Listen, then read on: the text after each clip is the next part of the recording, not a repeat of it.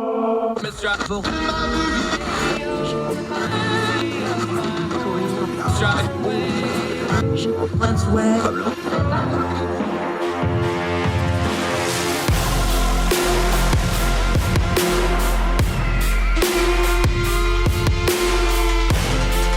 your host, Andrew Donaldson.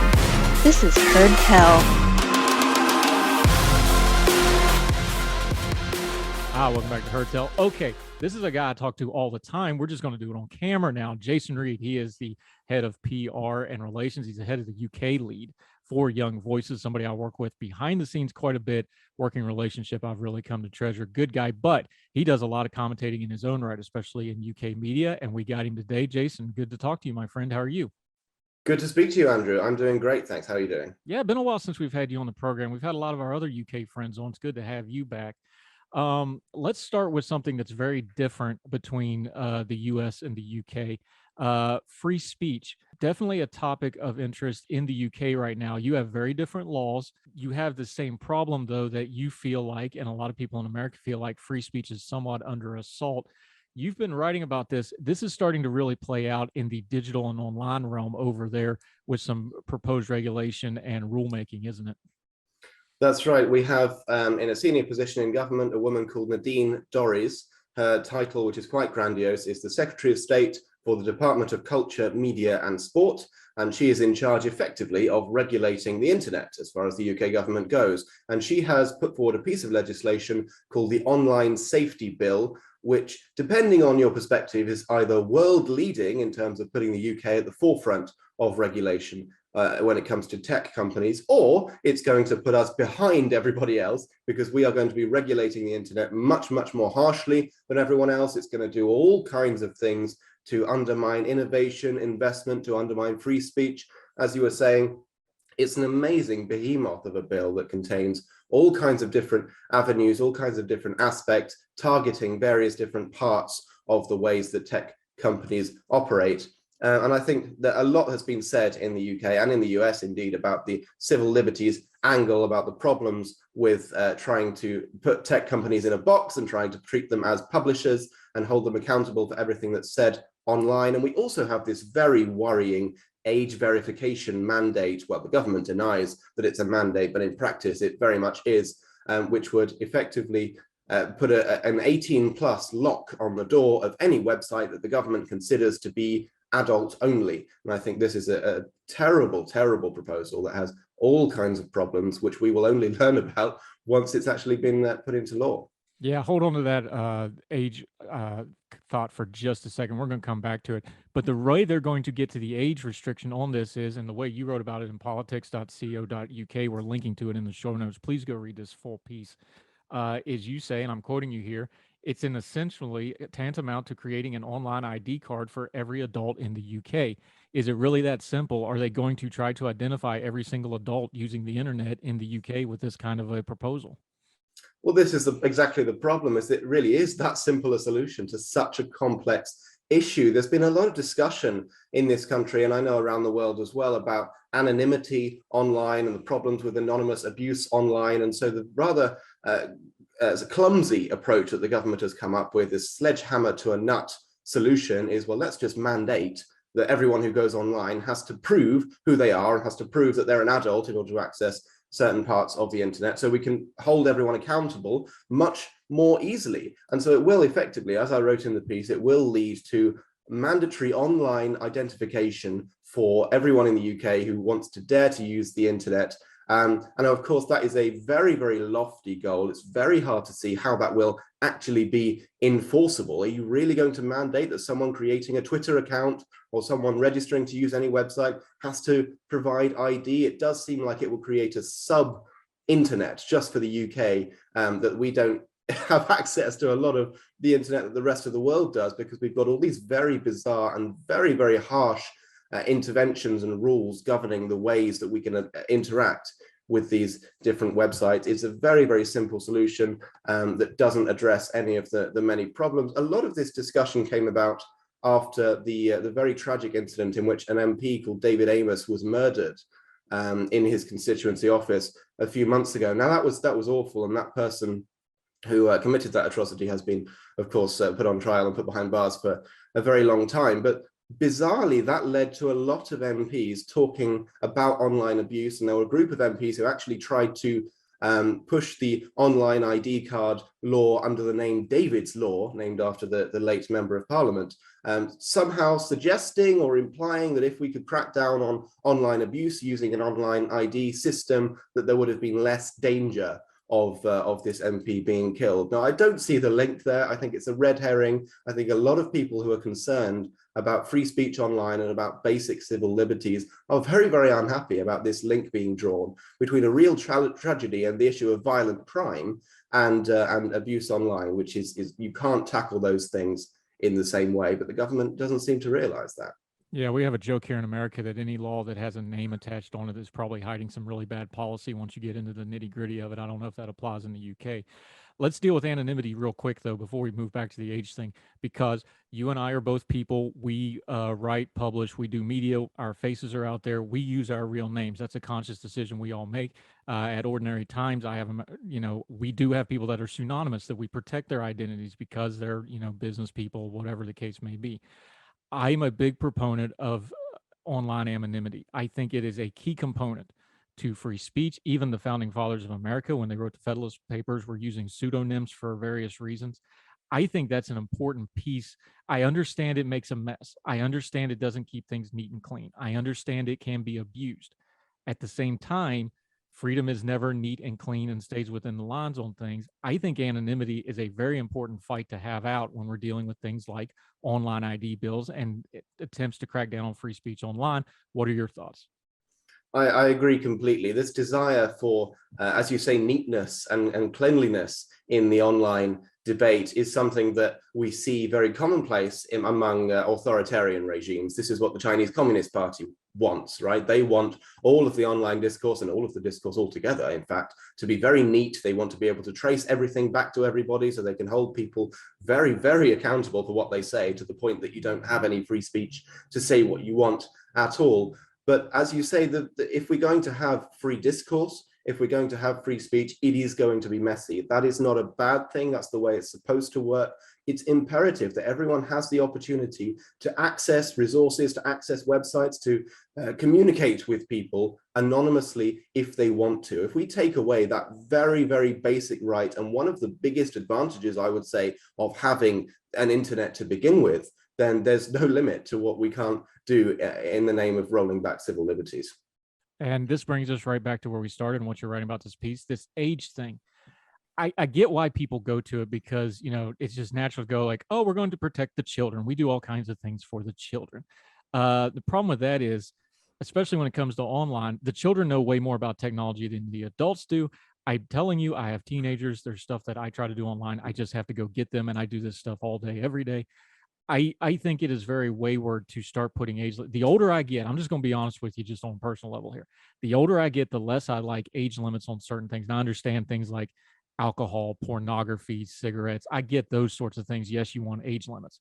But once you get to somebody that's an 18-year-old adult, aren't we just getting into gatekeeping and nannyism with this sort of stuff, especially with technology where the kids are usually one or two? We're talking about Facebook with the governments. The kids are already two technologies past that. They're on Discord, they're on Twitch, none of them are on Facebook except to talk to their parents. You see what I'm getting at? Like, this is moving too fast. This just reeks of nannyism to me when we start throwing these age limits on it. And it's mostly a rhetoric tool of, oh, I'm doing this for the children because otherwise you never let me get away with it. The problem here is that these complex social and cultural issues and the pace of technological innovation, government cannot keep up with either of those. And so when you have the state trying to solve issues like that using regulation, it's always going to be several steps behind. I'm 21 years old, and I regularly ask my brother, who's just a few years younger than me, for advice on how to do various technological things that I'm not familiar with. It's happening at such a pace that every few years there is some huge innovation. And of course, there are plenty of very easy and accessible ways to get around any age mandate, whether it's VPNs, whether it's some kind of other anonymity online, whether it's tricking websites into thinking that you're actually in an attic in Israel somewhere rather than where you actually are.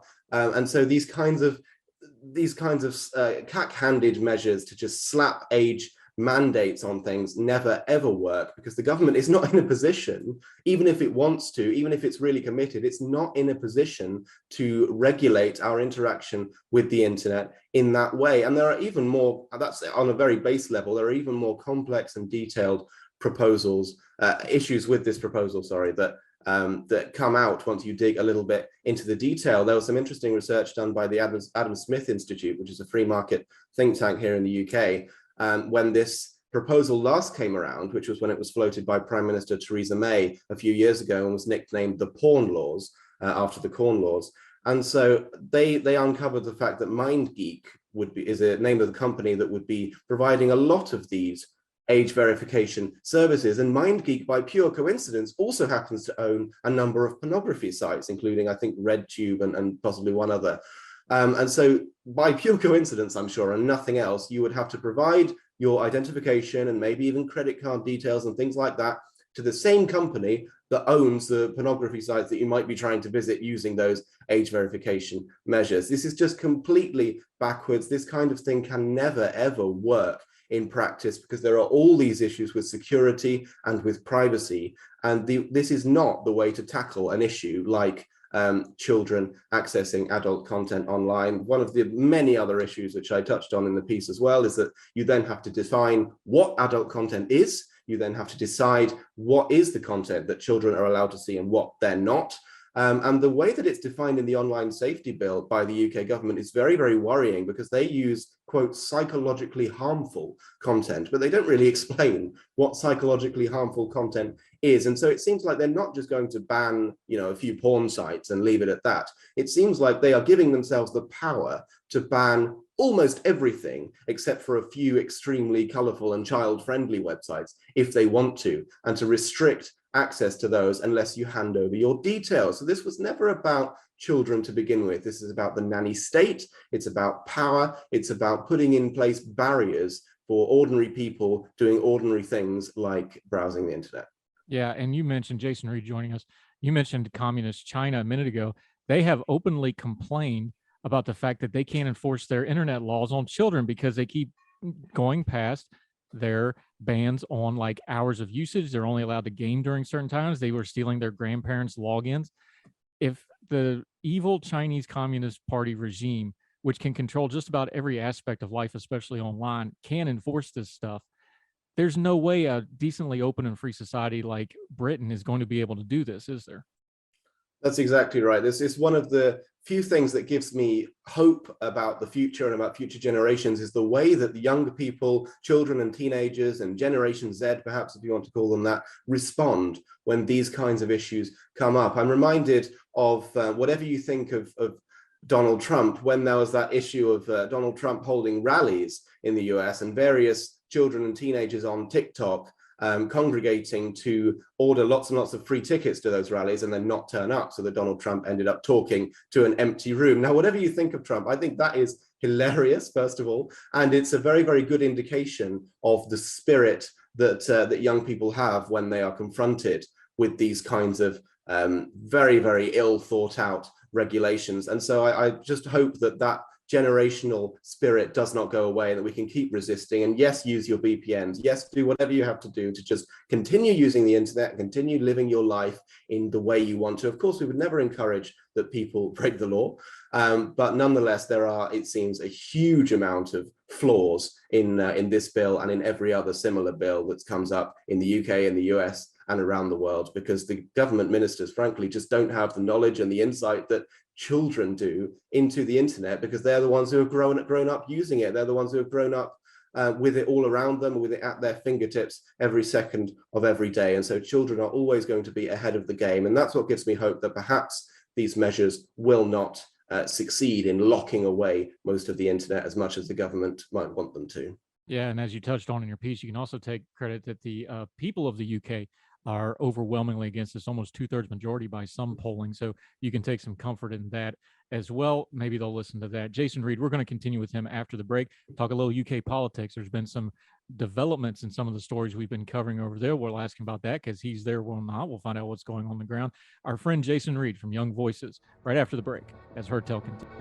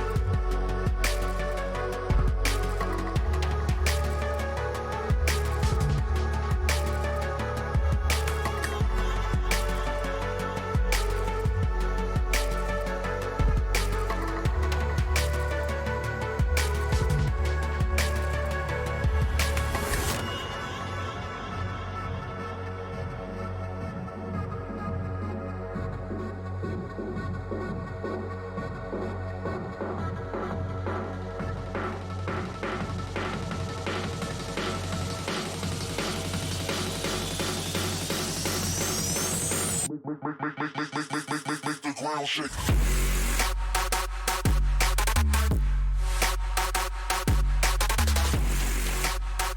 Welcome back to Heard Tell. Okay, since he's in the UK, I've got to ask him about it because we've been covering it. Jason Reed joining us, UK Young Voices. We know that we live in a media age. We know that imagery changes things. We know the Partygate scandal with Boris Johnson. We knew the various sessions of Prime Minister questions. He's done a lot of tap dancing around these issues. Now we kind of knew what was probably inevitably going to happen. We've got a photo of him actually partying. How much is that going to change this story? Does it change the narrative? Does it refire it up? Does it put more pressure on the prime minister?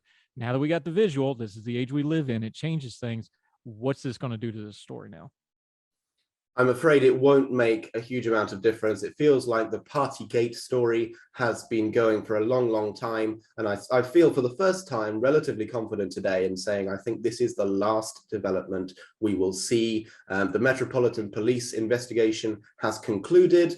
Sue Gray, the civil servant who was charged with investigating the political aspect of whether Boris Johnson broke the rules or broke the ministerial code, that has concluded as well. She has this morning published her report in full. It seems that there is nowhere near enough appetite within the Conservative Party to remove Boris Johnson over this, to trigger some kind of vote of no confidence in his leadership. We've had all the evidence, we've had all the photos released, and so I now think that today is the day when Boris Johnson starts fighting back. And I don't say that with any glee or delight in my voice. I said many times when the Partygate scandal first emerged that he should have resigned, and he really should have done. He's the first prime minister ever to have been served a fixed penalty notice, fined by the police while in office. That's never happened before. And just a question of honor and honesty and integrity, he should have gone a long time ago. However, I am not at all of the belief that that actually will happen. I think it's highly likely that he will lead the Conservatives into the next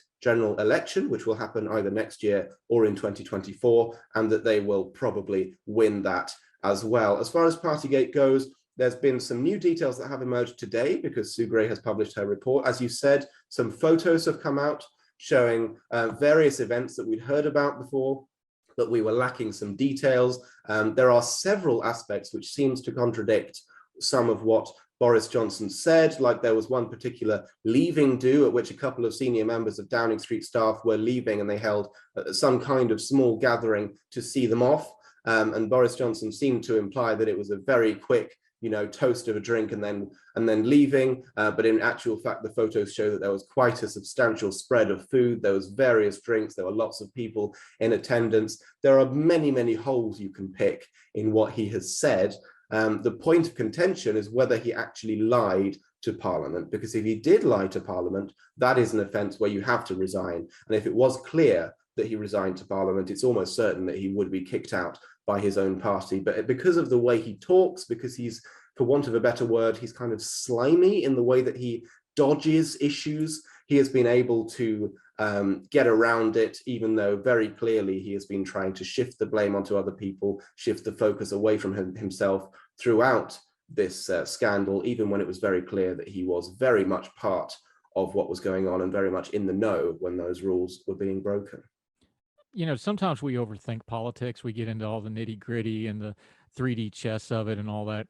How much of this story is just fatigue? There's a whole lot of other stuff going on. And we've talked about it before with our UK contributors over and over again. There's no real clear-cut successor in the Conservative Party that would be ready to step forward.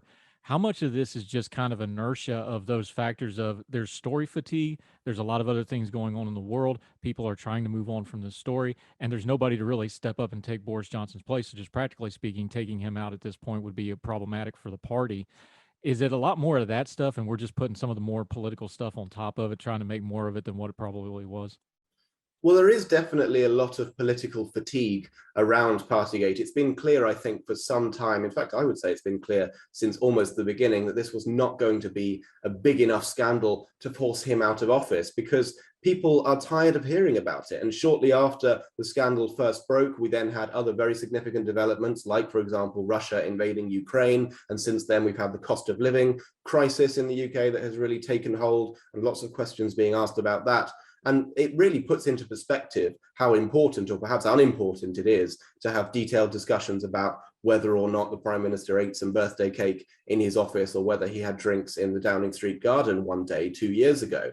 So there is a lot of fatigue around it, and that's why I think it's clear now that the story will go away, because up to now it's always been waiting for the next thing, whether it's waiting for the Metropolitan Police to publish their findings, or waiting for Sue Gray to publish her findings, and so on. Now there is nothing left to wait for, as far as I can see, and so the scandal is over. I'm not convinced, however, about this argument of Boris Johnson staying in post only because there isn't someone clear to replace him.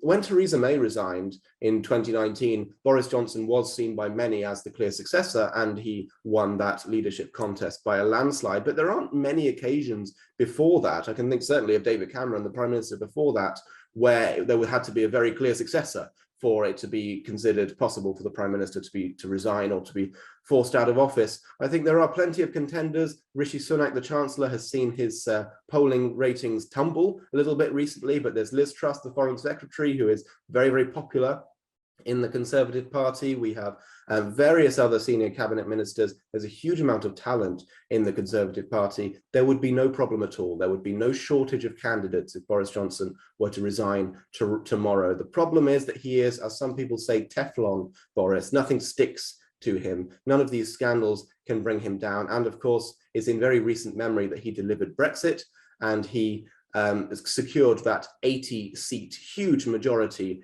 in Parliament for the Conservative Party back in 2019. He is still seen as an election winner. He is still seen as someone who people in the red wall of former Labour heartlands like and will vote for. And so I don't think there is any chance, I don't think there's any appetite to get rid of him before the next election.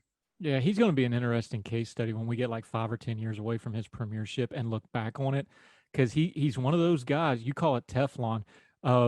Back during the Obama administration, we call it the stray vulture series. There's just so much going on.